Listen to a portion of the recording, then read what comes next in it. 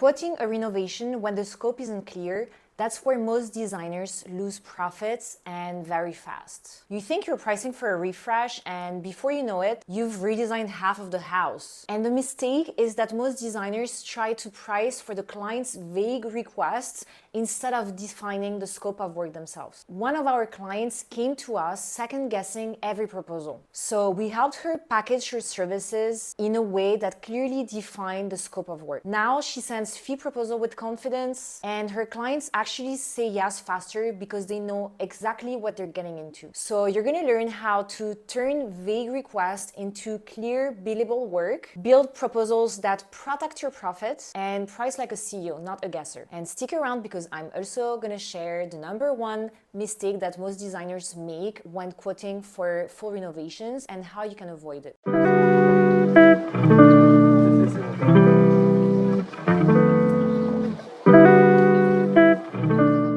Renovation clients rarely come to you with a crystal clear idea of what they want. Instead, you're gonna hear things like, we want to improve our kitchen. It's not really working for our family. We're not sure what we want yet. We're just exploring ideas. And it's not their fault. They're not designers. They just know they want to improve something, but they just don't see the full potential of what could be done. But it's your job as the designer to turn that ambiguity into a defined, profitable scope. Because when you underquote to get a project or you let the scope evolve without controlling it, you're setting yourself up for burnout and scope creep, and we want to avoid that. So the big question today is, what are you actually going to do when a client comes to you with the vague requests? I'm gonna walk you through the exact steps that you're gonna take before you even send out your proposal. And one of them is going to help you add buffer even if you're quoting for a flat fee project. By the way, what is your biggest challenge when you're quoting for a full renovation? I would love to know, so drop me a comment down below and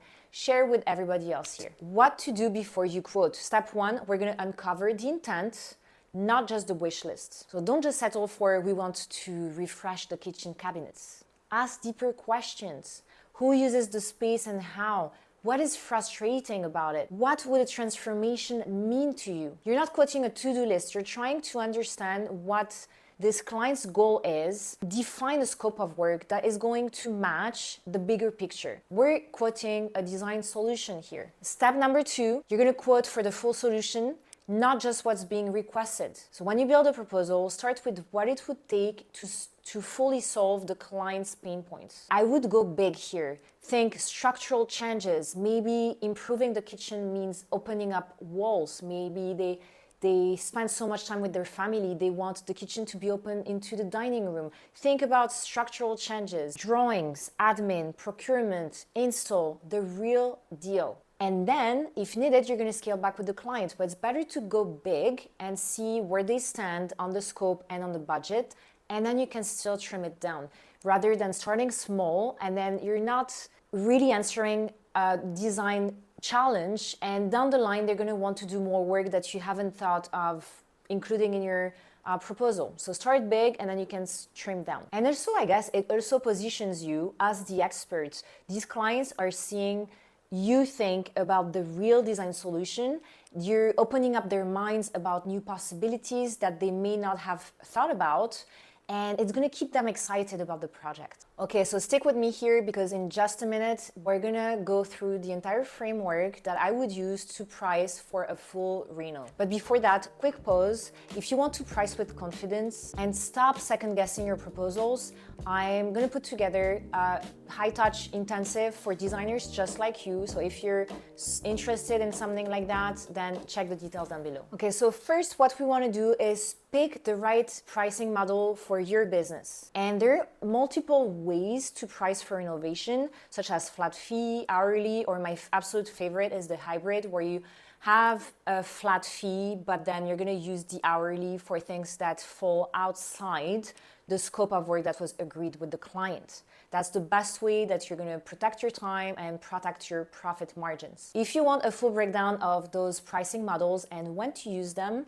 you can click on the link. I have a full video that explains just that. But regardless of your pricing model, there's some non-negotiable. You'll calculate your price based on the hours that it's actually going to take you. You have to know your profitable hourly rate and make sure that the flat fee covers it. So even if you're pricing flat fee, you need to understand how long tasks will take throughout the project. And remember to always build a buffer in. And lastly, we want to be clear about what happens when the clients ask you to do something that's out of the scope defined in the fee proposal. So are you going to charge per hour? Or are you going to send a new proposal if they want an extra room, for example? For something like an extra site visit or an extra revision on the design proposal, you could charge that hourly. But something bigger, as I said, like a room, it would make more sense to send a new proposal with everything that will be included in that new room package. And this clarity just builds more trust and it sets boundaries. Clients don't get upset when they know exactly what's included and what's not, and they may be happy to pay extra to get what they want done.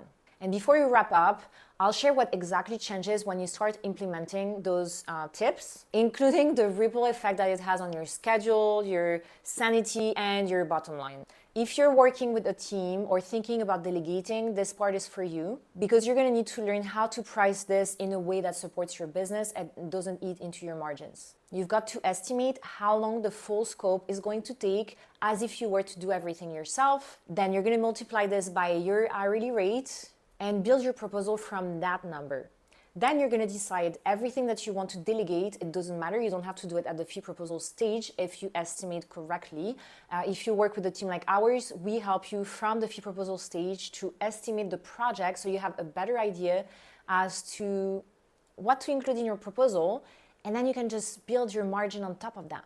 So as I said, after the fee proposal, you can decide what you're going to be delegating, and it means that of the hours that you're going to delegate, you're still making a margin on top of the hours if you work with someone whose hourly rate is cheaper than yours. So I guess here's the big shift that I want you to make. Don't price based on what the client says. You have to price based on what the project needs. This is the biggest takeaway from this entire video. So let's recap. Translate vague requests into clear deliverables. Quote the full solution, then adjust as needed. Choose a pricing model that reflects your business and define scope boundaries from day one. And this is how you're going to price like a business owner, not a guesser, not a freelancer, but a CEO. And remember that this can take time. You might not get it right on the first, the second, or the third project, but you should review the past projects and understand from the mistakes that you've made in the past and ensure that for every project that you're doing,